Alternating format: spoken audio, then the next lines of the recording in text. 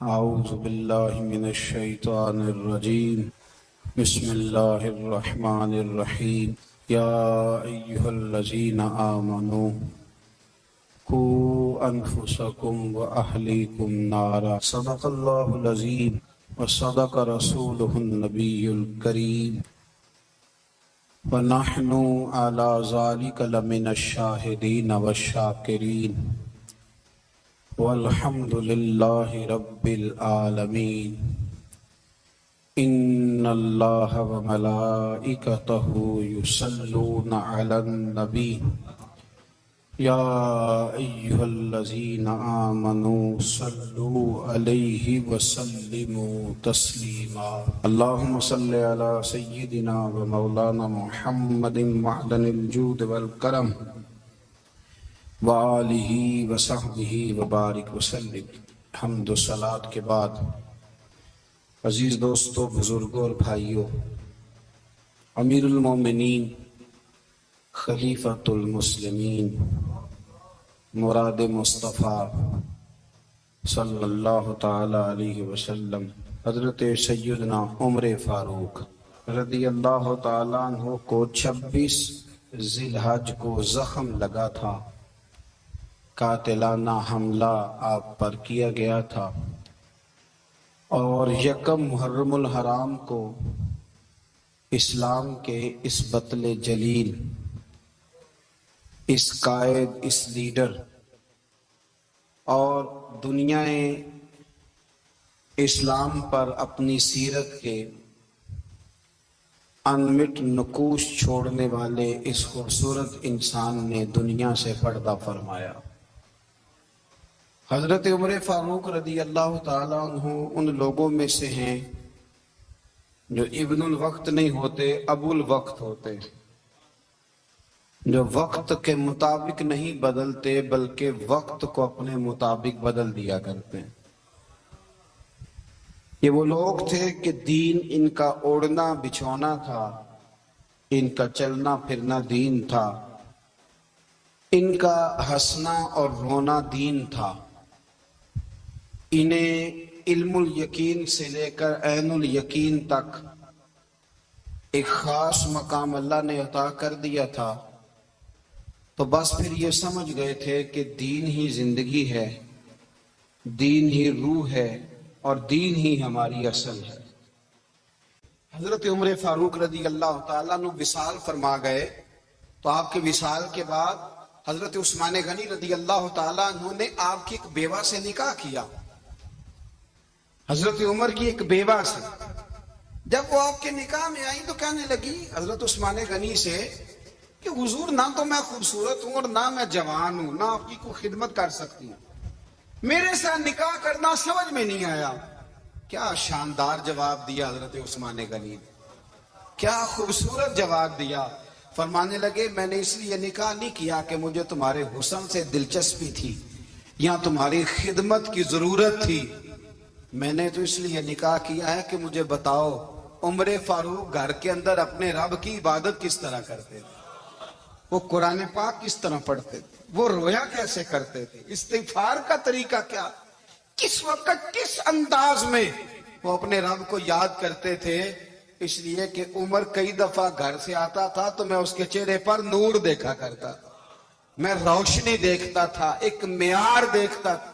نکاح اس لیے کیا ہے کہ مجھے عمر کی جو گھر کے اندر کی عبادت ہے اس سے آگاہ کرو، تاکہ عثمان غنی بھی چاہتے ہیں اس طرح کے عمل کرو جس طرح کے عمر فاروق کر کے گئے ہیں۔ بھائی، جب تک ہم اپنے گھر میں وہ توجہ نہیں دیں گے، وہ مزاج دیکھیں نا، ہمارے گھروں میں جب نقشہ پاس ہوتا ہے تو ٹی وی لان بھی اس میں ہوتا ہے، ڈرائنگ روم بھی ہوتا ہے، نماز کی جگہ بھی ہوتی ہے نقشے میں۔ صحابہ جب گھر بناتے تھے تو ایک مسجد بیت کا نقشہ پاس کرتے تھے، ذہن میں رکھتے تھے کہ یہ کونا نماز کے لیے، وہاں جوتے لے کے کوئی نہیں جائے گا، وہاں نماز پڑھی جاتی تھی، عورتیں وہاں اعتکاف کرتی تھی۔ ٹی وی لان تو آ گیا ہے، اور گھر کے اندر ٹی وی رکھنے کے لیے تو ایک کمرہ الگ سے بنا دیا گیا ہے، اور اب جو نئے نقشے پاس ہو رہے ہیں اس کے اندر گھروں کے اندر جگہ بنائی گئی ہے جہاں کمپیوٹر رکھے جائیں، اور بچوں کے لیے وائرنگ ہوگی نیچے، تاکہ انہیں کوئی مشکل درپیش نہ ہو. یہ ساری چیزیں ہم نے نہانے کے لیے گھروں کے اندر اتنے اتنے بڑے واش روم بنائے ہیں کہ لگتا یہ ہے کہ سوائے نہانے کے اور کام ہی نہیں کوئی گھر میں ہوگا. ہر چیز آ گئی، پر اللہ کرے کوئی تفسیر بھی ٹیبل پہ پڑی نظر آئے، کوئی حدیث کی کتاب بھی ٹیبل پہ پڑی نظر آئے. اللہ کرے کہ جس طرح ابا لطیفہ سن کے آتا ہے تو جب تک سنا نہ لے اسے ہضم نہیں ہوتا. اللہ کرے کہ وہ جمعے میں بیان سن کے جائے تو اس کا بھی دل کرے میں اپنے بچوں کو سناؤں. وہ نبی پاک کی کوئی حدیث کہیں سے سنے تو گھر جا کے سنائے. جب تک یہ معیار نہیں بنتا آپ کیسے توقع کرتے ہیں کہ گھر کے اندر اللہ کی رحمتیں نازل ہوں گی؟ آپ یہ کیسے توقع کرتے ہیں کہ گھر کے اندر وہ معیار اور وہ مزاج بنے گا؟ حضرت عمر فاروق نے ذاتی زندگی پر جو توجہ دی، گھر والوں کے معیار پر جو توجہ دی حضرت عمر فاروق رضی اللہ تعالیٰ عنہ نے، وہ بھی بڑی دیدنی ہے. حضرت ابو موسیٰ اشعری کو نا آپ نے وزیر خزانہ بنایا، وزیر خزانہ. تو حضرت ابو موسیٰ اشعری کہتے ہیں کہ حضرت عمر کو شیخ خزانے میں رہنے تو دیتے نہیں تھے. ایک دن میں صفائی کر رہا تھا اس کمرے کی جس میں خزانہ رہتا تھا. ہمارے تو ملک میں جو جاتا ہے وہ صفائی کر کے ہی جاتا ہے، اللہ خیر کرے. اور خیر معیار بدلتا ہے. جو پچھلی حکومت ہوتی ہے وہ قرضہ اٹھاتی ہے، وہ باہر سے جاتی ہے تو قرضہ لے کے آتی، اور جو نہیں آتی ہے وہ کہتی ہے ہمیں پیکج مل گیا ہے. وہ قرضہ نہیں اٹھاتے. ان کو کیا ملتا ہے؟ یعنی پچھلی نے قرضہ لیا تھا اور ہم نے، واہ جی واہ کیا خوبصورت انداز ہے. اس کا نام بدل کے نا، انہوں نے قرضہ لیا تھا اور ہم نے، میں کہا بڑے شاندار سیانے بندے ہو گئی. اور اللہ تعالیٰ خیر فرمائے. ہمارے جو بڑے شاندار قسم کے دوست ہیں نا، شاندار، جن کا ادب سے نام لیتے ہیں، وہ عرب کے بادشاہ ہیں. ہم تو عرب خالی کہتے بھی نہیں، عرب شریف کہتے ہیں، عرب شریف. انہوں نے پتہ کیا کیا ہے؟ انہوں نے اس طرح کیا ہے کہ جو کشمیریوں کا قاتل تھا نا اس کے گلے میں میڈل ڈال دیا. کئی کام وہ کرتے رہتے. انہوں نے پہلے انہیں بلا کے مندر بھی بنوائے تھے. ہمیں کوئی شکوہ نہیں، ان کی زمین ہے، اللہ تعالیٰ توفیق عطا کرنے والا ہے. پر خیال یہ تھا کہ چلو کشمیریوں کے زخموں پر نمک نہ چھڑکتے، 2 مہینے انتظار کر لیتے، کچھ حالات سنور جاتے، کچھ تھوڑا انتظار. ہیں ہمارے دوست، ہمارے وزیر اعظم صاحب جب جاتے ہیں تو وہ پھولوں کا ہاتھ ڈالتے ہیں ہمارے دوست. لیکن انہیں وہ حدیث یاد نہیں کہ نبی پاک علیہ السلام نے فرمایا جب میرے مومن کو تکلیف ہوتی ہے تو مجھے بھی گنبد خضرا میں تکلیف ہوتی ہے. انہیں نہ کشمیریوں کا خون یاد نہیں آیا، انہیں برہان وانی کی کٹی ہوئی لاش یاد نہیں آئی، انہیں 30,000 بیوہ عورتیں 30,000 بیوہ عورتیں یاد نہیں آئی. 30,000 بیوہ عورتیں جن کے سہاگ اجڑ گئے، اور انہیں 1.25 لاکھ یتیم بچہ یاد نہیں آیا جو یتیمی کی زندگی گزار رہا ہے. اور اس کے باوجود بہت بڑے ذمہ دار ہیں وہ. مجھے پڑھ لینے دو آج احمد فراز کا شعر. وہ ہمارے مکتب کوئی ایسا نہیں کہ وہ مولوی تھا، وہ غیر جانبدار تھا، پر مجھے آج پڑھ لینے دو اس کا شعر. ایک کلیجے کا درد ہے، پڑھ لینے دو. اس نے کہا تھا کہ پڑھتا ہوں تو کہتی ہے یہ خالق کی کتاب ہے، مثل یہودی یہ سعودی بھی عذاب، اس قوم کے بارے میں کیا لکھوں فراز، کعبے کی کمائی سے جو پیتے ہیں شراب، کعبے کی کمائی سے جو پیتے ہیں شراب، اس قوم کے بارے میں کیا لکھوں فراز. کہ کعبے کی کمائی سے جو پیتے ہیں شراب. میں خیال نہیں آیا تمہارا صرف دین یہ ہے کہ قبریں گرا دو، مزارات گرا دو، فقط یہ دین ہے؟ کوئی نبی پاک کے روزے کی طرف منہ کرے تو اسے مشرک کہو، یہ دین ہے؟ اس کا نام مذہب رکھا تم نے. مذہب تو اس کا نام ہے کہ جو رسول اللہ کا نام لینے والا ہے وہ ہمارا یار ہے، اور جو نبی پاک کا نام لینے والا نہیں، ہمارا اس سے کوئی تعلق ہے. یہ دین ہے. حضرت عمر فاروق کی سیرت سنا رہا ہوں، حضرت عمر کی. حضرت عمر نے گھر پہ اور سب سے بڑھ کر اپنی ذات پہ توجہ کی. حضرت ابو مالک رضی اللہ تعالیٰ عنہ کہتے ہیں میں عمر کے پیچھے پیچھے ایک باغ میں گیا، اکثر اس باغ میں جایا کرتے تھے. اور عمر جا کے نا تو درخت کے نیچے بیٹھ گیا اور فرمانے لگے امیر المومنین اللہ سے ڈر جا، ورنہ جس رب نے حکومت دی ہے وہ عذاب بھی بڑا دے گا. ڈر جا رب سے. کبھی ساری زندگی حضرت عمر نے اپنا کوئی تعارف نہیں کرایا, کبھی نہیں. ایک بندے نے آپ کے سامنے تعریف کر دی آپ کی تو فرمانے لگے تو خود بھی ہلاک ہوا اور مجھے بھی ہلاک کر دیا.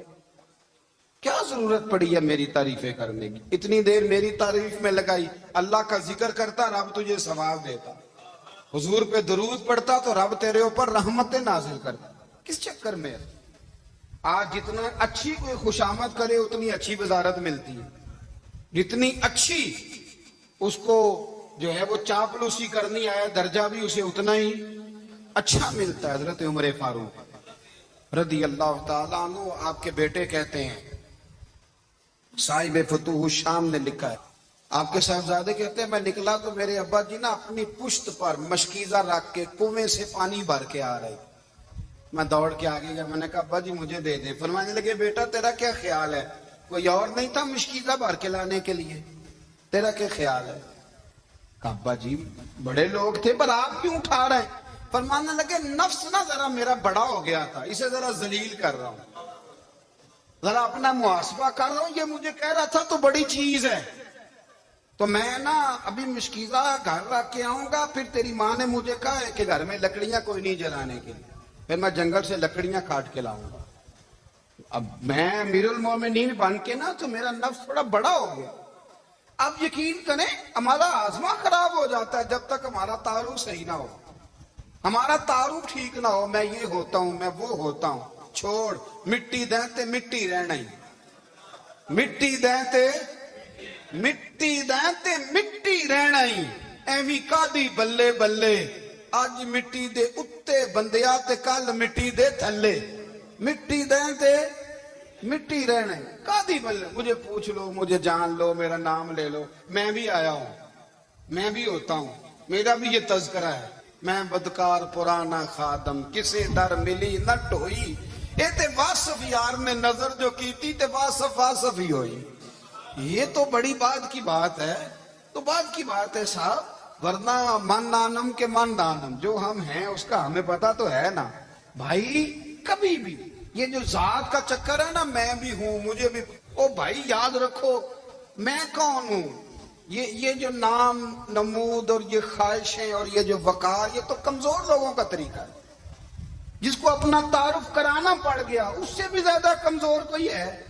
فوٹو میں دکھاتا پھرتا ہے فلانے کے ساتھ فوٹو فلانے, تو کمزور بندے یہ کام کر. حضرت عمر فاروق اللہ اکبر, حضرت عمر جیسا بندہ 24 لاکھ مربع میل کا حکمران, اور شاہ روم کو خط لکھ کے کہتا ہے میں منت نہیں کرتا میں حکم دیتا ہوں.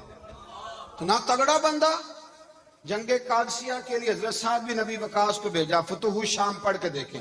حضرت عمر بڑے پریشان ہیں, اتنے دن ہو گئے کوئی رپورٹ ہی نہیں آئی. اب تو موبائل ہے نا, تو ایک ایک منٹ کی رپورٹ لیں آپ, بلکہ آپ ایک منٹ کی فوٹو لیں, آپ رپورٹ تو دور رہ گئی. حضرت عمر فاروق رضی اللہ تعالیٰ عنہ بڑے پریشان ہیں کہ قادسیہ میں حضرت سعد بن ابی وقاص کے ساتھ لوگ جہاد کرنے گئے, رپورٹ کوئی نہیں آئی. اتنے پریشان تھے کہ باہر نکل کے نا اس رستے پہ بیٹھ جاتے جو رستہ قادسیہ کی طرف سے آتا تھا.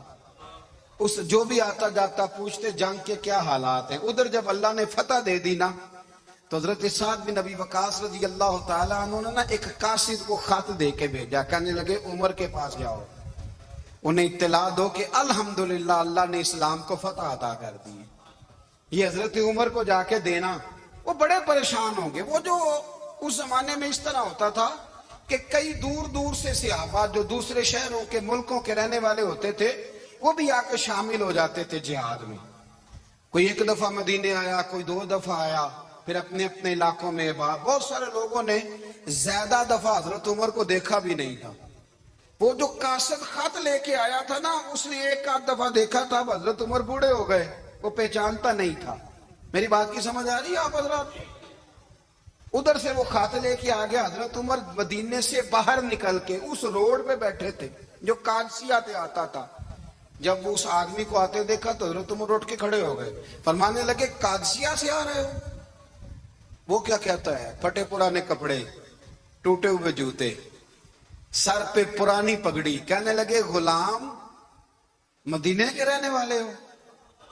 حضرت عمر کہنے لگے ہاں مدینے کا ہوں. کہا میں قادسیہ سے آیا ہوں. الحمدللہ اللہ نے اسلام کو فتح دے دی ہے. الحمدللہ کفر کی کمر ٹوٹ گئی ہے. اس نے یہ بات کر کے تو گھوڑے کو ایڑی لگائی, گھوڑا دوڑنے لگا مدینے کے. حضرت عمر بھی ساتھ ساتھ دوڑ رہے. فرمانے لگے اچھا بتاؤ خالد بن ولید کا کیا حال ہے؟ تھوڑا آگے جا کے فرمانے لگے اسامہ بن زید کیسے ہے؟ وہ کہتے ہیں ٹھیک ہے. پھر اس نے اور گھوڑا, عمر ساتھ ساتھ دوڑ رہے ہیں, ساتھ ساتھ. 24 لاکھ مربع میل کا حکمران, ایک جوتا پیر سے نکل گیا, عمر دوڑ رہے ہیں. آگے جا کے پوچھتے ہیں سعد بن ابی وقاص کا کیا حال ہے؟ کہا حضور وہ بھی ٹھیک ہے. کتنے لوگ میرے شہید ہو گئے مسلمانوں میں سے؟ کہنے لگا صحیح گنتی کا نہیں پتا, یہ لفظ ادا ہوتے ہوتے مدینے کی سرحد آ گئی. لوگوں نے عمر کو گھوڑے کے ساتھ دوڑتے دیکھا تو کہا امیر المومنین کیوں دوڑ رہے ہیں؟ وہ غلام چھلانگ لگا کے نیچے آیا, قدموں میں بیٹھ گیا. کہنے لگا حضور آپ نے بتایا ہی نہیں آپ امیر المومنین ہیں. آپ فرمانے لگے کیا بتاتا, میں تو اونٹ چرانے والے کا پتر ہوں, کیا بتاتا؟ وہ عمر ہوں جس نے اپنے گناہوں کا حساب دینا ہے, کیا بتاتا؟ جو سعد بن ابی وقاص کو جہاد پہ بھیج کے خود بزدلوں کی طرح گھر میں بیٹھا ہے, کیا بتاتا؟ کوئی حیثیت نہیں, کوئی تار. تو نے اچھا کیا, تو مجاہد تھا, مجھے ساتھ ساتھ دوڑایا, تو نے اچھا کیا. جتنے لوگ تھے چیخے مار کے رونے لگے. حضرت فاروق اعظم سے کہنے لگے عمر جب تک تیرے جلوے رہیں گے اللہ کامیابیاں عطا فرمائے گا, جب تک تیرا رنگ رہے گا اللہ تعالیٰ نوازتا ہی رہے گا. کچھ نہیں, کبھی اپنا ظاہر ہی نہیں کیا. بہت بڑے تھے, بہت بڑے تھے حضرت عمر, بڑے تھے. لیکن ساری زندگی اللہ تعالیٰ نے اپنے بچوں کو فرمایا کرتے تھے کہ بہت آدمی کو بھوک لگی ہو نا, اور پھر اس کی پسند کا کھانا پکا ہو تو اتنے شوق سے وہ اس کھانے کو دیکھتا ہے نا, فرمایا اس طرح پوری قوم اپنے بادشاہوں کے خاندان کو دیکھتی ہے. اس تیزی کے ساتھ دیکھتے ہیں کہ ان کے گھر میں کیا ہو رہا, ان کا معیار زندگی کیا ہے, ان کا سٹیٹس کیا ہے. سیدنا فاروق اعظم رضی اللہ تعالیٰ عنہ نے اپنے گھر کے اندر اپنے بچوں, آپ کے بچے دونوں کاروبار کے لیے مصر گئے تو وہاں کے گورنر صاحب نے لوگوں سے, ایک بہت بڑا قافلہ گیا مدینے سے مصر تجارت کے لیے, جاتے ہیں نا آج بھی قافلے کئی ملکوں میں, تو یہ گئے تجارت کے لیے. تو حضرت عبداللہ ابن عمر, حضرت عبید اللہ ابن عمر, حضرت عمر کے دونوں بیٹے گئے. جناب عمر فاروق کے بچے جب وہاں پہنچے تو مصر کے گورنر نے نا لوگوں کو تعارف کرایا کہ یہ عمر فاروق کے بیٹے ہیں. یہ حضرت, یہ چودھری کے بیٹے کو کون بتاتا ہے کہ تو چودھری کا بیٹا ہے؟ باہر والے بتاتے ہیں, گھر والے جی. اور سیٹھ صاحب کے بیٹے کو کون بتاتا ہے کہ تو سیٹھ صاحب کا بیٹا ہے؟ اور مالک کو کون بتاتا ہے کہ تو مالک کا بیٹا ہے اور یہ کرایہ دار ہے؟ یہ کون بتاتا ہے؟ یہ سوچ ہم دیتے ہیں بچوں کو.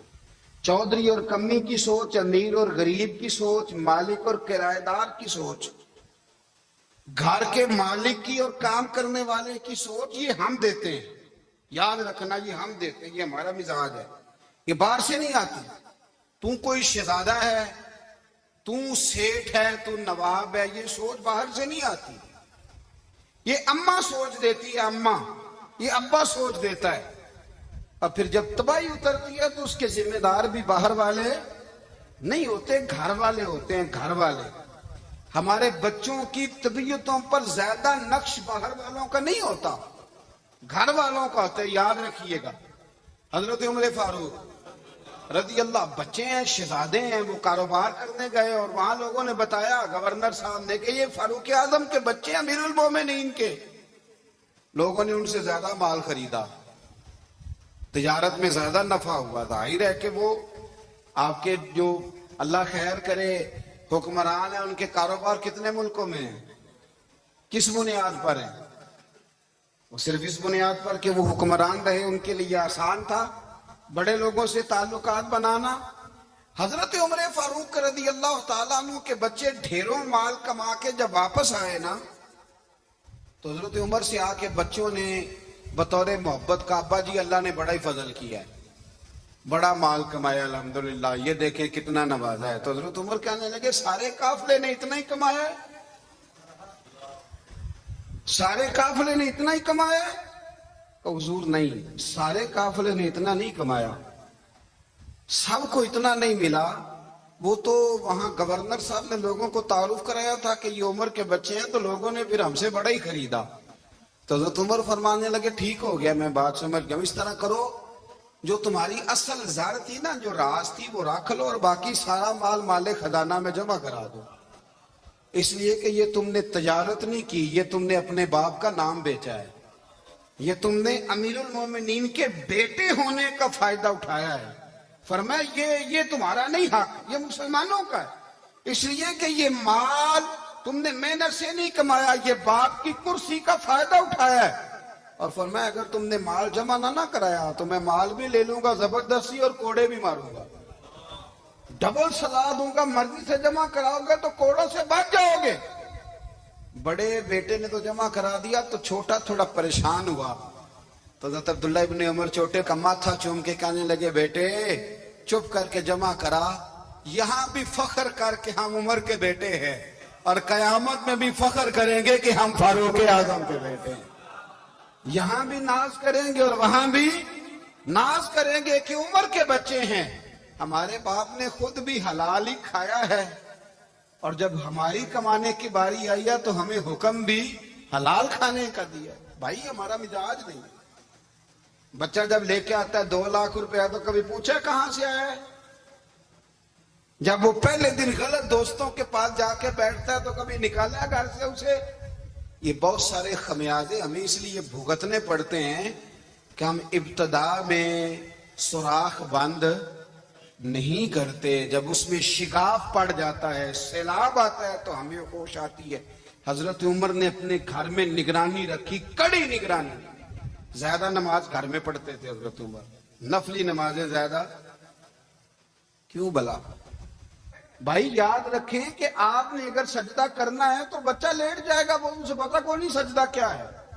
लेकिन जब घर में कभी कुरान अब्बा जी खोल ही ना, जब अब्बा जी का मूड बन जाए ना लेक्चर देने का, वो घर में शुरू हो जाते हैं, कहते हैं आप लोग नमाज नहीं पढ़ते इसलिए मेरे कारोबार में बरकत कोई नहीं। तुम सवेरे कुरान पाक नहीं खोलते तो मैं तबाह हो गया। तो मियाँ आपने कब घर में कुरान पाक खोला था? आपने कब नमाज पढ़ी? आपने कब घर के अंदर अल्लाह रसूल का जिक्र किया था? आपने कब हदीस छेड़ी? आपने भी तो घर के अंदर जब भी आप आए हैं तो आपने वही कुछ किया जो दुनियादार करते हैं। आप भी तो अपना मोबाइल लेके अलग कोने में बैठ गए। आपने भी तो कहा कि अब तुम्हारे चैनल खत्म, अब मेरी मर्जी वाला चलेगा। तो जो आपने किया है बच्चे भी वही काम करेंगे। आपने भी गपशप लगाई है तो वो भी लगा रहे हैं। ये समझ लें, जो काम आप करेंगे आप अपने बच्चों की सीरत में उसका जलवा देख लेंगे। बड़ी बड़ी पक्की सी बात है कि आपको बच्चे की आदतें देख के समझ आ जाएगी कि मैं भी यही करता था और ये भी। हजरत अबू मूसा अशरी ने एक ईसाई को मुंशी रखा था, अकाउंट ऑफिसर हजरत अबू मूसा अशरी ने। तो हजरत उमर फारूक बोल पड़े, कहने लगे तुम्हें मुसलमान कोई नहीं मिला था? कलमा को नहीं तुम्हें नजर आए? कश्मीरियों की लाशें नजर नहीं आती? उनका खून बह रहा है, तबाही उतर रही है और तुम कातिल को गोल्ड मेडल पहना रहे हो। और याद रखना, जब मुसलमानों की बच्चियां रौंदी जाती हो ना तो फिर इस्लाम अमन का दर्श नहीं देता, फिर इस्लाम जिहाद की बात करता है। फिर इस्लाम जिहाद की बात करता है, जिहाद की। वो कौमें गैरतमंद नहीं होती कि जिनके घरों में आग लगी हो और वो गैरों को हाथ पहनाती फिरे। अल्लाह का कुछ खौफ करो। जिंदगी मुख्तसर है। दुबई में कितने रहे और कितने चले गए। खुदा तुमसे अच्छे तो वो न्यूयॉर्क के राइटर है जो कम से कम अपने कालमों में कश्मीर की बात करते हैं। तुमसे अच्छा बर्तानिया का वो शख्स है जो कम से कम BBC लंदन पे रिपोर्ट जारी करता है तो कहता है कश्मीर पे जुल्म हो रहा है। तुमसे तो वो अच्छे रह गए। तुमने बात करना तो दूर की बात, तुमने दुश्मनों के गले में हार पहनाने शुरू कर दिए। कल जब पूछेंगे बुला के तुमको अपने सामने, क्या जवाब जुर्म दोगे तुम खुदा के सामने? बड़ी तकलीफ हुई, बड़ी तकलीफ हुई। वो ना منصور حلاج کو پھانسی دی جا رہی تھی تو حضرت جنید بغدادی بھی آ کے دیکھنے لگے تو منصور حلاج کہنے لگے بابا سارا زمانہ دیکھے پر تو نہ دیکھ، سارا زمانہ تماشا دیکھے انہیں تو پتا کوئی نہیں نا، تو نہ دیکھ۔ عرب شریف والو ٹرمپ اسے انعام دیتا تو تکلیف کوئی نہیں تھی، ملکہ وکٹوریا اسے انعام دیتی تو تکلیف کوئی نہیں تھی، پر تم تو نہ ایسا کرتے، تم تو اپنے تھے، تم تو کلمہ گو تھے، تم تو یہ ظلم نہ کرتے، تم تو یہ حرکت نہ کرتے، میں کہتا ہوں ٹھہر ہی جاتے، جانا نہیں دنیا سے، اللہ کے حضور حاضر نہیں ہونا۔ جب رسول اللہ قبر میں آئیں گے تو کیا جواب دو گے؟ خدا را، حضور نے فرمایا تھا گناہ روک نہیں سکتے تو دل میں ہی برا جان لو، ذالک اضعف الایمان، یہ کمزور ایمان ہے، کم از کم اتنی حد تک تو آ جاؤ، دشمن سے گلے تو نہ ملو۔ خدا را سمجھیں، ہمارا پہلا تعارف یہ ہے کہ ہم رسول اللہ کے غلام ہیں۔ اقبال نے کہا تھا وطن کا بت نہ بنانا، وطن کو بت نہ بنانا۔ اقبال کہنے لگے ان تازہ خداؤں میں بڑا سب سے وطن ہے، جو پیرہن اس کا ہے وہ مذہب کا کفن ہے، اس لیے کہ بازو تیرا توحید کی قوت سے قوی ہے، اسلام تیرا دیس ہے، اسلام تیرا دیس ہے، کیونکہ تو مصطفی ہے، تو نبی پاک والا ہے، مصطفیٰ والا، اسلام تیرا دیس ہے، تو مصطفی ہے۔ امریکہ میں جو مسلمان رہتا ہے ہمارا بھائی ہے، اور پاکستان میں جو مرزائی رہتا ہے اس سے ہمارا کوئی تعلق نہیں ہے۔ حضرت عثمان غنی نے اپنے چچا کے بیٹے سے کہا تھا کہ تو کلمہ نہیں پڑھتا تو تیرا میرا رشتہ کوئی نہیں، بلال حبش سے آیا ہے پر میرے نبی کا غلام ہے تو سگے بھائیوں سے بھی آگے ہے۔ ہزاروں قومیں وجود میں آئیں دہر میں خشک و تر کے رشتے سے، پر ہم نے بنیاد دوستی رکھی یاد خیر البشر کے رشتے سے۔ اپنی ملت پر قیاس اقوام مغرب سے نہ کر، خاص ہے ترکیب میں قوم رسول ہاشم، کچھ خیال کرے۔ پہلا تعارف دین ہے، اگر دین نہیں تو پھر کسی وطن کی کوئی ضرورت، اس لیے کہ پاکستان کا تصور اقبال نے پیش کیا نا، تو اقبال کہنے لگے ان تازہ خداؤں میں بڑا سب سے وطن ہے، جس کو تم بت بنا کے پوجتے ہو، ہمارا وطن تو ہمیں جان سے زیادہ پیارا ہے، پر پہلے پاکستان نہیں، پہلے اسلام، پہلے اسلام تیرا دیس ہے، تو مصطفی ہے۔ تو آمدان برسر مطلب حضرت عمر فاروق رضی اللہ تعالی عنہ، حضرت سیدنا ابو موسیٰ اشعری کہتے ہیں کہ میں نے نا صفائی کی، مال غنیمت کی میں نے صفائی کی تو ایک دینار مجھے نا کہیں پڑا ہوا مل گیا، تو فرماتے ہمیں اجازت ہوتی تھی کہ ایک دینار ہم اپنی مرضی سے کہیں خرچ کر سکتے تھے، اگر آپ ناراض نہ ہوں تو ہمارے ہاں جب چیئرمین صاحب ناظم صاحب ٹھیکے دیتے ہیں تو ٹھیکیدار ان کا چھوٹا بھائی ہوتا ہے یا چچا کا بیٹا ہوتا ہے یا خالہ کا بیٹا ہوتا ہے، وہ خود ناظم ہوتے ہیں اور ان کا چھوٹا بھائی ٹھیکیدار ہوتا ہے، یعنی وہ نا سارا کچھ گھر کے اندر ہی رہتا ہے، گھر کے اندر ایک پیسہ دیتا ہے دوسرا واپس اس کو واپس کر دیتا ہے، گھر کے اندر ہی۔ اب تو خیر ہمارے لوگ سمجھدار ہو گئے، ایک بندہ ایک سیاسی جماعت میں ہوتا ہے، دوسرا دوسری میں، اور تیسرا جس کی بھی حکومت آئی حکومت تو ہماری رہے گی نا، ایک بندہ تو ہے نا اس جماعت میں۔ یہ اچھا لوگوں نے ایک طریقہ نکالا ہے۔ تو حضرت عمر کے بیٹے گزر رہا تھا تو حضرت ابو موسیٰ اشعری کہتے ہیں میں نے صفائی کی تو ایک دینار نکلا، تو میں نے وہ ایک دینار نا حضرت عمر کے بیٹے کو دے دیا، میں نے کہا لو بیٹا اپنے چچا کی طرف سے تحفہ، اور گھر جا کے انہوں نے حضرت عمر کو بتایا کہ چچا نے پیسے دیے ہیں، چھوٹے بچے تھے، حضرت عمر نے حضرت ابو موسیٰ اشعری کو بلا لیا اور بلا کے فرمانے لگے میں تو تمہیں اپنا دوست جانتا تھا اور تو نے میری اولاد کو ہی دنیا دار بنانا شروع کر دیا، میرے بچوں کو ہی تم نے دنیا دار پیسوں پہ لگانا شروع کر دیا، میں تو تمہیں یار سمجھتا تھا۔ فرمایا تمہیں چاہیے تھا میرے بیٹے کو نصیحت کرتے کہ بیٹا پیسوں سے رب راضی نہیں ہوتا، اس کی رضا والے کام کیے جائیں تو رب راضی ہوتا ہے۔ اور فرمایا تمہیں کوئی اور گھر نہیں ملا تھا تباہ کرنے کے لیے، میرا ہی گھر ملا تھا، اٹھاؤ اپنا دینار اور خبردار آج کے بعد میرے بچوں کے ساتھ یہ والی نیکی نہ کر دیں۔ اور ہمارا کیا سٹیٹس ہے؟ دوستی ہے ہی اس سے جو تحفے زیادہ دے، جو بچوں کو خراب کرنے میں مدد زیادہ کرے اس کے ساتھ گرامی۔ اپنے محاذ حضرت ابو رافع غلام تھے، قرآن پاک بڑا سونا پڑھتے تھے۔ حضرت عمر جب بھی انہیں ملتے کہتے ابو رافع تو عمر سے اچھا ہے، قرآن بڑا شاندار پڑھتا ہے۔ تو وہ کہتے حضور اگر میں قرآن صحیح پڑھتا ہوں تو آپ کو قرآن کی تشریح زیادہ صحیح آتی، آپ بھی تو مجھ سے افضل ہیں۔ تو آپ فرماتے نہیں پھر بھی تو مجھ سے افضل ہے۔ کیوں؟ اس لیے کہ تو اپنے غلام اپنے آقا کی نوکری بھی ٹھیک کرتا ہے اور رب کی عبادت بھی ٹھیک کرتا ہے، اور مجھے خالی صرف عبادت کرنی ہوتی ہے وہ بھی ٹھیک نہیں کر پاتا۔ ساری زندگی اپنا محاسبہ، ساری زندگی اپنے گریبان میں دیکھا، ساری زندگی اپنے آپ کو پرکھا، اپنے آپ کو ٹٹولا، 62 سال عمر بیت گئی۔ حضرت حذیفہ بن یمان ایک صحابی تھے، میرے نبی کریم علیہ السلام نہ ان سے راز کی باتیں کرتے تھے۔ ہر بندے کا آزما ٹھیک نہیں ہوتا، سب سے راز کی بات نہیں کرنی چاہیے۔ حضرت حذیفہ بن یمان کہتے ہیں حضور راز کی باتیں بتاتے۔ مدینہ منورہ میں جو منافقین تھے ان کی لسٹ بھی نبی پاک نے حضرت حذیفہ بن یمان کو دی تھی۔ جب کوئی مشکوک آدمی مر جاتا نا تو صحابہ کہتے ہیں ہم دیکھتے اگر حضرت حذیفہ نے جنازہ پڑھا ہے تو ہم بھی جنازہ پڑھ لیتے۔ نبی پاک نے بھی کچھ جنازے نہیں پڑھے، ترمذی میں ہے، فرمایا عثمان سے جو بغض رکھے اس کا جنازہ نہیں پڑھیں گے۔ حضرت حذیفہ بن یمان اگر جنازہ پڑھتے تو لوگ پڑھتے، وہ نہ پڑھتے تو لوگ جنازہ نہ پڑھتے۔ حضرت حذیفہ بن یمان کہتے ہیں جناب عمر فاروق کی خلافت کے آخری ایام تھے، کچھ دنوں کے بعد وہ شہید ہو گئے۔ فرماتے آدھی رات کا وقت تھا، میں گھر میں سویا تھا بڑا بے فکر، اچانک میرے دروازے پر دستک ہوئی، میں گھبرا کے اٹھا، اتنی رات کو کون آیا؟ کہتے ہیں قربان جاؤں، دروازے پہ گیا تو امیر المومنین فاروق اعظم دروازے پہ۔ میں نے کہا عمر کوئی حکم تھا تو مجھے بلا لیتے۔ کہنے لگے میں نا امیر بن کے نہیں آیا، تیرا ویر بن کے آیا ہوں۔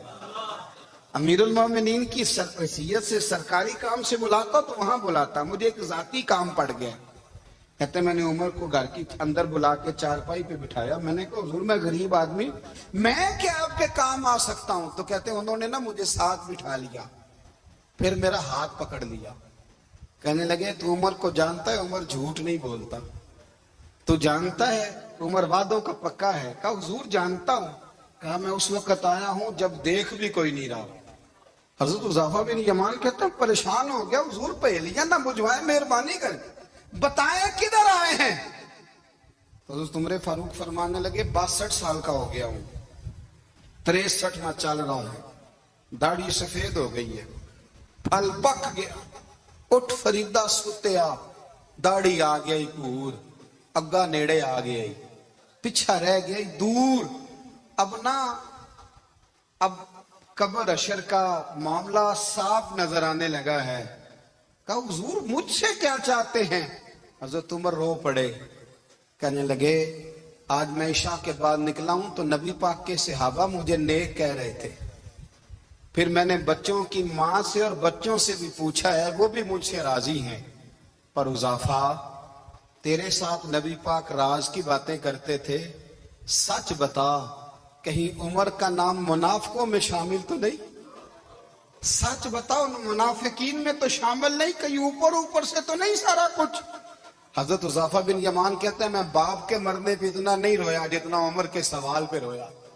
میں قدموں میں بیٹھ گیا، میں نے کہا نہیں عمر یہ تو میں نے نہیں سنا، لیکن یہ میں نے نبی پاک سے ضرور سنا ہے کہ میرے بعد اگر کوئی نبی ہوتا تو عمر ابن خطاب ہوتا۔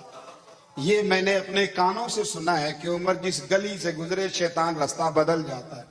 یہ میں نے اپنے کانوں سے سنا ہے کہ 950 سال حضرت جبریل جناب عمر کی شان بیان کریں تو پھر بھی بیان نہیں ہو سکتا، یہ میں نے ضرور سنا۔ دوستو نبی کریم صلی اللہ تعالی علیہ وسلم نے فرمایا کہ میں نے خواب دیکھا ہے، کچھ لوگوں کو میں نے قمیضیں پہنے ہوئے دیکھا، کچھ کی قمیضیں ناف تک تھیں، کچھ کی پیٹ تک تھیں اور کچھ کی گھٹنوں تک تھیں۔ عمر میں نے تمہیں بھی دیکھا ہے۔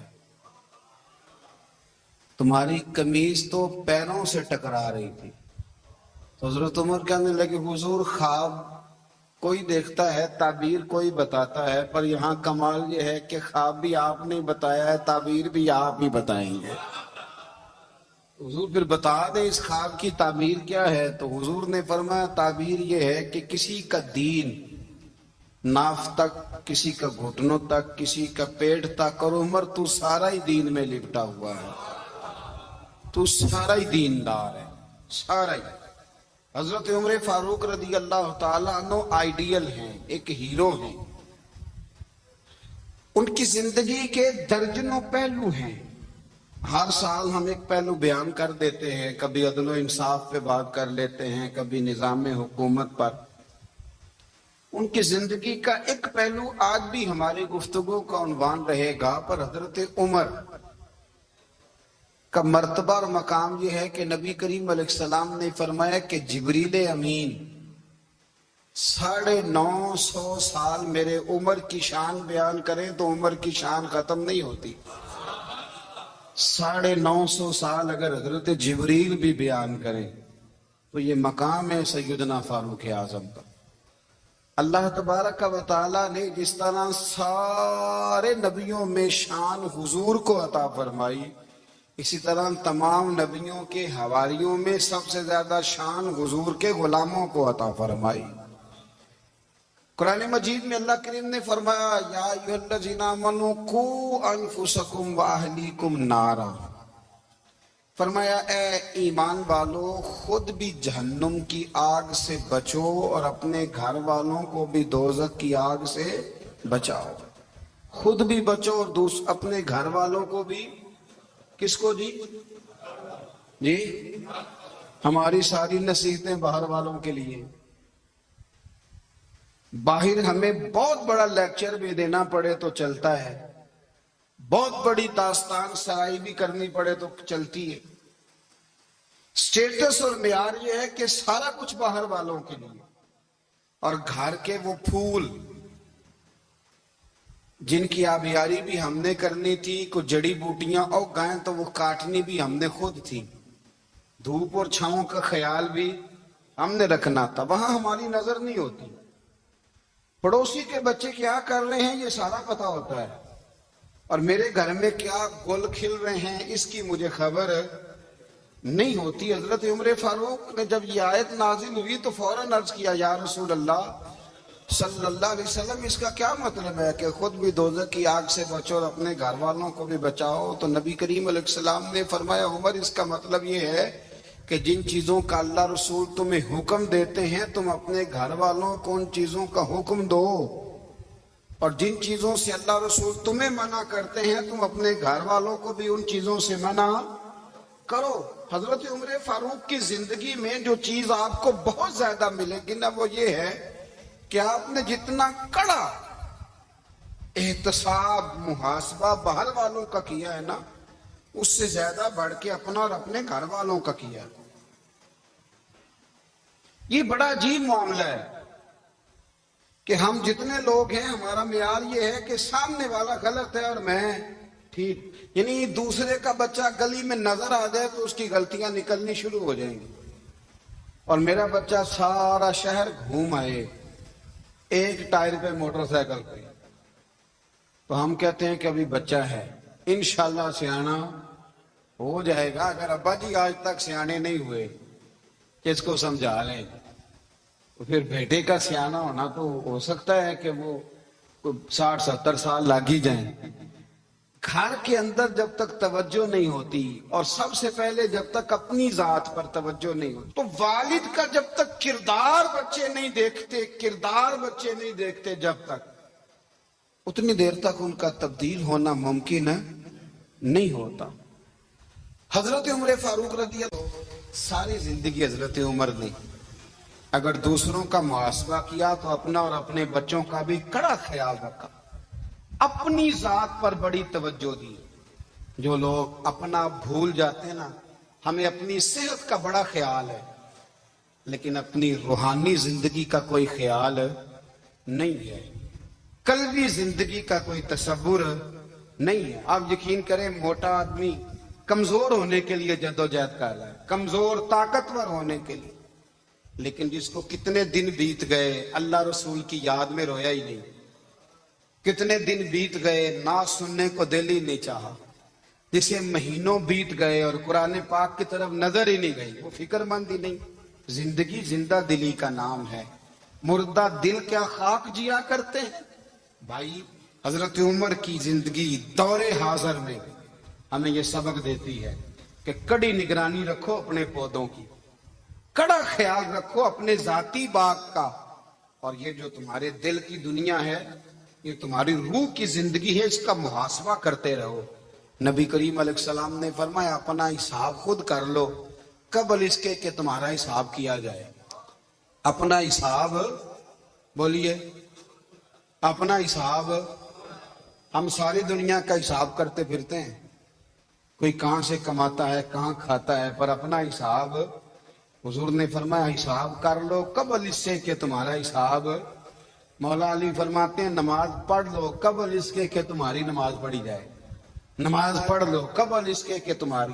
اپنا محاسبہ کریں، تھوڑا سا نا اوپر دائیں بائیں دیکھنے کی بجائے تھوڑی سی گردن جھکا کے نا، درویش کہتے ہیں برے بندے نو میں لبن ٹریا تے جگ تے ملیا نہ کوئی، اپنے اندر چاہتی پائی تے میتھوں برا نہ کوئی۔ تھوڑی سی نا، تھوڑی سی اپنی طرف توجہ دیں۔ ہم نا بے چین وقت گزار رہے ہیں، بے قرار ہیں، بے سکون ہیں۔ سبب یہ ہے کہ ہم نے نا اپنا حساب کرنا چھوڑ دیا ہے۔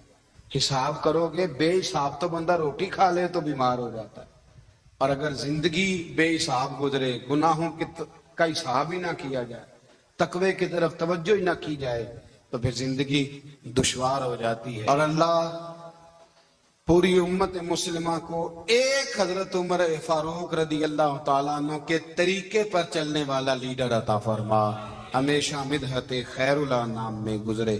دعا ہے یہ عمر درود